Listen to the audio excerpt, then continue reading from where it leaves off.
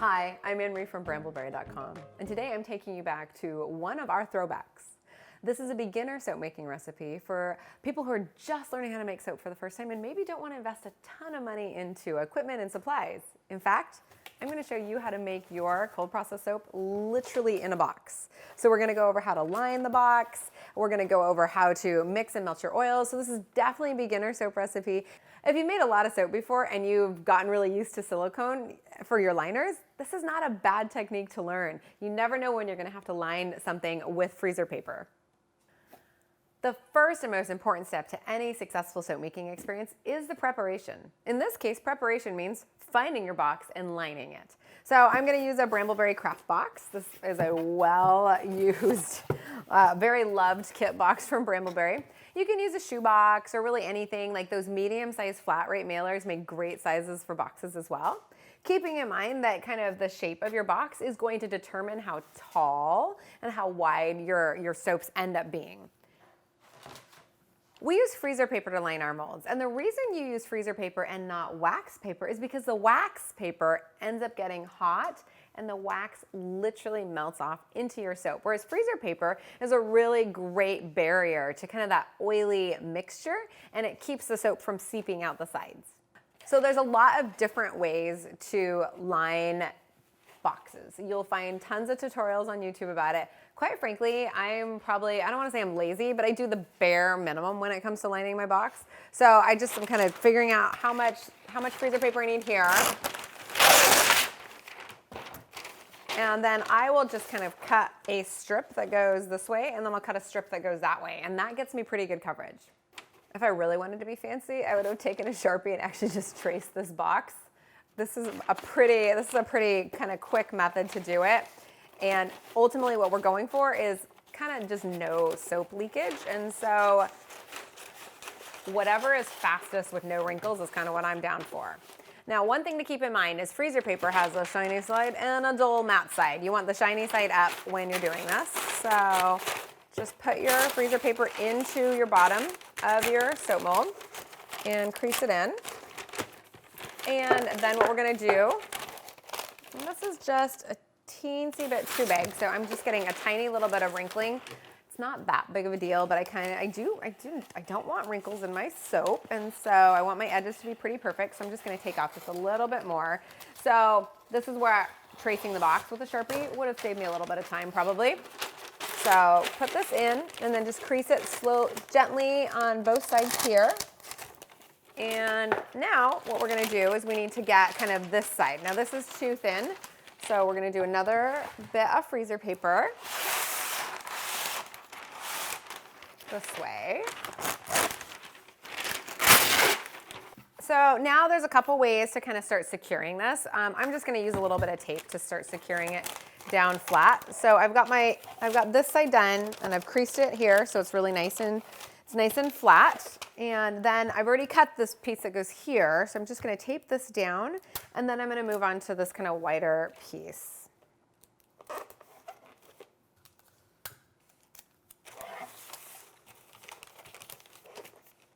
Now that I have this piece fully secured down with tape, I'm just going to put my long kind of wide flat piece in, and I'm also going to secure it with tape.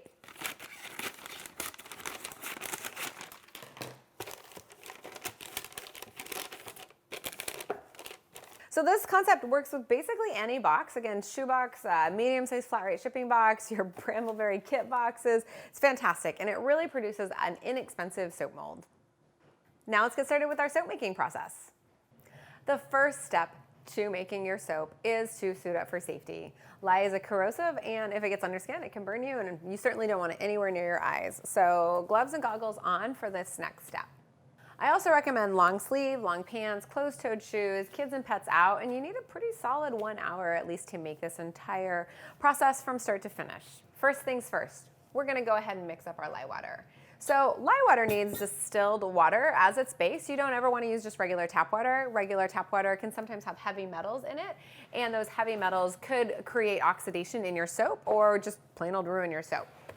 We always do everything with weight in cold process soap making. So scale over here, and When I first started making soap, I was using like a Weight Watchers scale, like, you know, one of those actual ones that wasn't digital. So you don't need a really, really, really fancy scale, but you do need something that is accurate and precise. So we're going for 11.2 ounces of distilled water, and water is the same weight as it is volume, but that's the only thing that we ever would use that is the same weight and volume, which is why we always weigh everything out for a perfect accuracy, because soap making is at its core a science. Another check that I do for safety is that I always measure out my lye in a separate container. If I was adding my lye directly to my water, it's pretty easy to add too much lye. So I always measure it in a separate container. For this recipe, I'm using just 4.8 ounces of lye. What this is going to give me is what's called a 5% superfat. What's a superfat, you ask? Well, a superfat is it refers to how much extra fats are left in your soap recipe that are not saponified or mixed with the lye. So why would you want to do that? Well, those extra fats that are left over that aren't mixed with the lye are extra skin loving, provide moisture and nourishment to the skin, and help to produce a slightly more creamy lather rather than a really, really harsh cleansing bar of soap. Now that I have my 4.8 ounces of lye perfectly mixed here, it's time to go ahead and slowly add it to my distilled water. And we add it slowly to the distilled water and we stir the whole time. You'll notice that it starts to smell pretty bad, which is why you always want to soap in a well-ventilated area. And another thing is that you'll see that the temperature starts to rise very quickly. This is because the chemical reaction between the lye and the water produces temperatures up to about 180 to 200 degrees. So you'll see some steam coming out, for example. There's a variety of ways that lye comes. I really like to use these flakes from Brambleberry because they don't get a lot of static cling on them, which is really nice. There's little pellets and little beads that you can buy, but I find that they get more static cling and sort of kind of jump out of the container. And so I really like to use the flakes, and I find them just to be a little bit kind of more safe to use, but they do require just a little bit more stirring.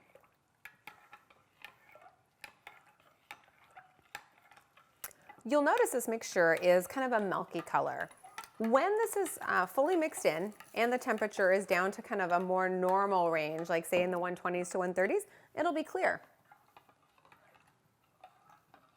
Now that I've got all my lye mixed into my water, it's time to just let this sit for a solid probably 20 or 30 minutes because I want the temperature to drop to about 120, 125.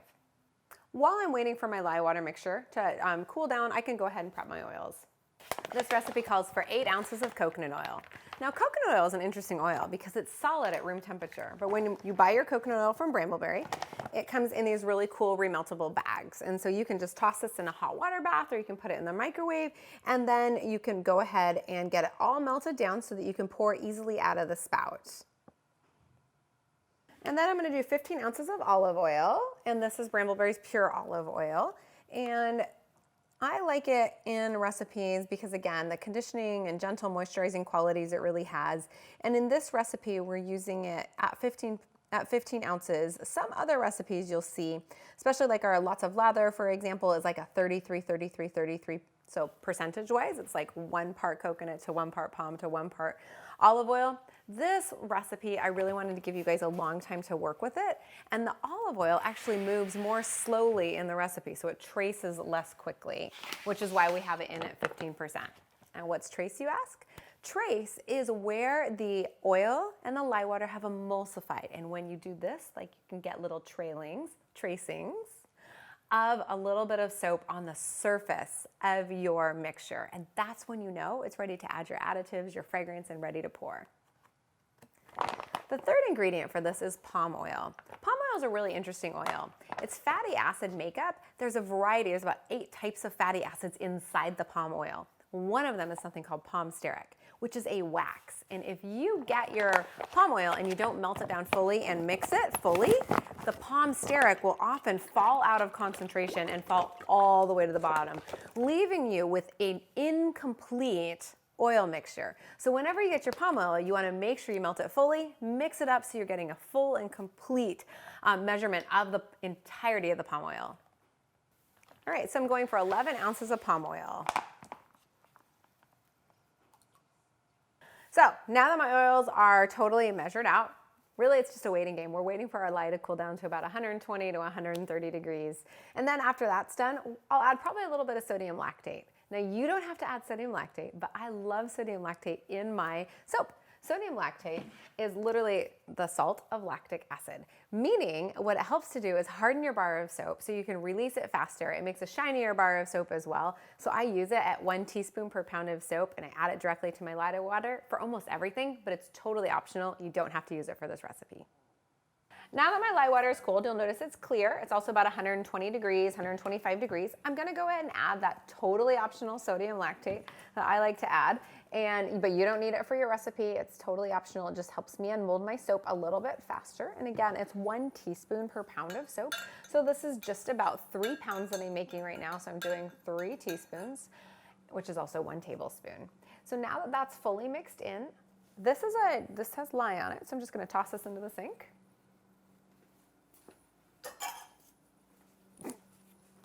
Now that that's fully mixed in, it's time to start mixing our lye water and our oils. You notice I am fully suited up for safety, and I still do not have kids or pets around, and I have about an hour to work. So, pouring slowly down the shaft of the stick blender to help prevent any sort of bubbles from forming. Bubbles aren't that big of a deal, but it's just an aesthetic thing. When you cut into the soap, sometimes you can see the bubbles. And I'm just gonna mix this around a little bit to kind of gently emulsify it before I turn on my stick blender. Burping my stick blender to make sure there's no air that's trapped underneath that bulb. And then when you stick blend, you wanna do it in short bursts. You never wanna just turn it on and just do that. You really wanna do short bursts and kind of move it around to get all the little bits of oil fully mixed in with all the little lye partners.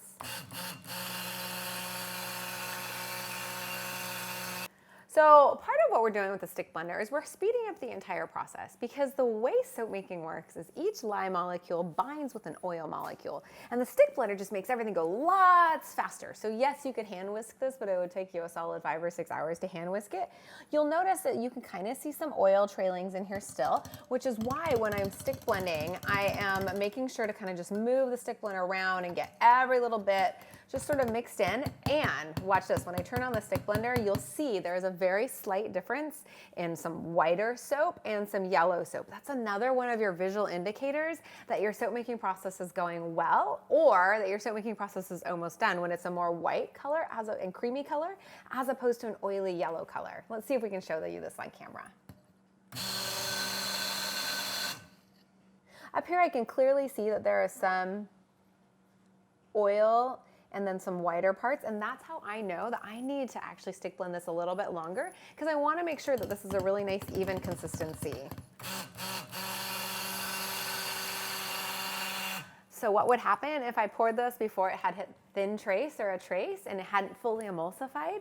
Well, the entire batch would separate, and I would end up with this kind of weird, hard, crunchy layer of soap at the bottom and like an oily layer of soap at the top, and so, which is not very usable. So definitely you want to make sure you're getting to your thin trace or medium trace.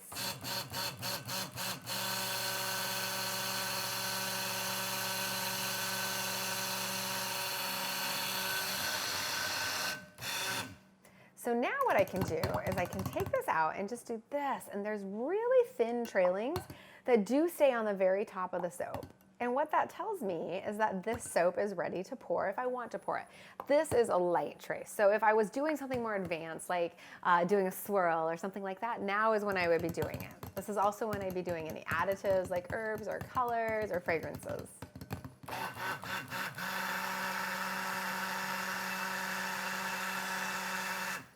Since this is a very simple bar, I am going to take this to a slightly thicker trace, probably a medium trace. And the thicker the trace, the faster your soap is to unmold too. So there's that as a really nice side benefit. So having a really simple recipe you can bring to a medium trace.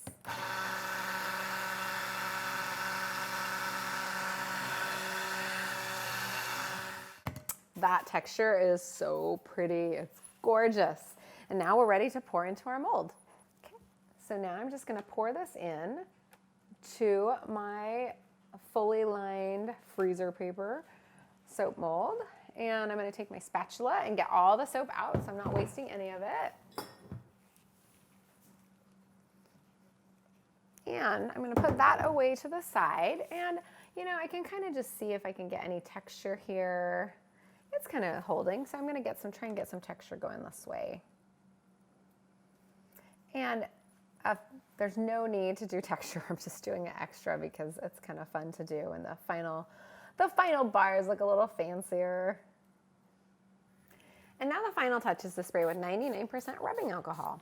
This helps to create a barrier between your soap and the air. And why would we do that? Well, there's this thing called soda ash that forms on the top of your soap. It's sodium carbonate, which is basically what happens when the salts from the soap come up and react with the air. So by doing this, we're creating a little barrier in between the soap and the air in the hopes that those salts don't form. Is there anything wrong with soda ash? Absolutely not. It literally just, you can wash it off. It doesn't hurt anything. It's just an aesthetic thing. But I like to make sure I don't have it. Another nice thing about using a box is you can just go ahead and give it a close if you want, which helps to absolutely insulate your entire batch of soap. So that way the soap has a more even, consistent texture. So this soap was just made yesterday, and I can't wait to see what it turned out. So popping it right out of our box. It's really easy when you have the freezer paper to do that. You just peel gently away from the sides. Love that creamy consistency and texture. It is so beautiful. And then you can peel right up. You don't need to, but you can just peel this right off. It's really shiny and gorgeous. And there we go. Just peel it right off, and you'll notice there isn't really any leakage, which is great. Now that this is off, we're just going to take a plain kitchen knife, and you don't want you don't want a serrated knife because obviously then you'd end up with little drag marks.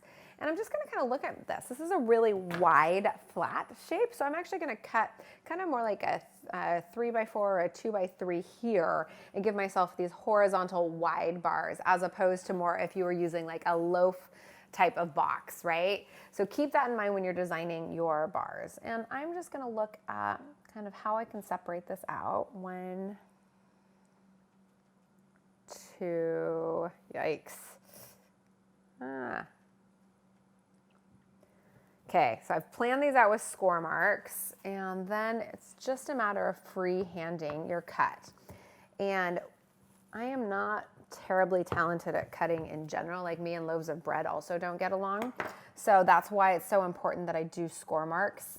When I was just starting out soap making, I actually had one of those kind of mats that they use for sewing, and I would actually go and put this on the kind of ruler mat to try and help keep myself literally within the lines. But right now I'm just freehanding it because, hey, it's soap, and this is just a gorgeous consistency.